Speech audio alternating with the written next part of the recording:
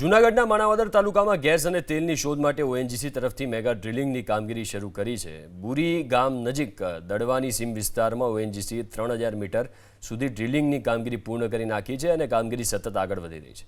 September મહિનાથી શરૂ થયેલી આ પ્રક્રિયામાં દેશ વિદેશના અનુભવી એન્જિનિયરો દિવસ રાત મહેનત કરી રહ્યા છે। ધારાસભ્યએ આશા વ્યક્ત કરી હતી કે જો આ વિસ્તારમાંથી તેલ કે ગેસનો ભંડાર મળી આવશે તો માણાવદર તાલુકાના વિકાસને નવી દિશા મળશે। લાંબા સમયથી અવિકસિત ગણાતા આ વિસ્તારમાં ઉદ્યોગો, રોજગારી અને આધુનિક સુવિધાઓનો વ્યાપ વધશે। સ્થાનિક અર્થતંત્રને પણ મોટો ફાયદો થશે। ઓએનજીસી તરફથી વર્ષ 2023માં સૌરાષ્ટ્રના જૂનાગઢ, પોરબંદર અને રાજકોટ જિલ્લામાં જીઓલોજિકલ સર્વે કરાયો હતો।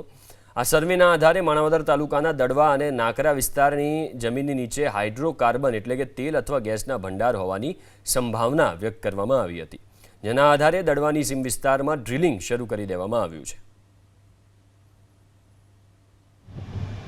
और ये हमारी उम्मीद है कि हमारा ये जो अटेम्प्ट है ये सक्सेसफुल रहा और जो हम चाहते हैं देश का जो विजन है एनर्जी इंडिपेंडेंस की तरफ हम एक कदम बढ़ा सके। हाँ, अभी अभी हम लोग ड्रिलिंग हुई है, 3000 मीटर के करीब हुई है। अभी आगे का पता नहीं है अभी कैसा होगा।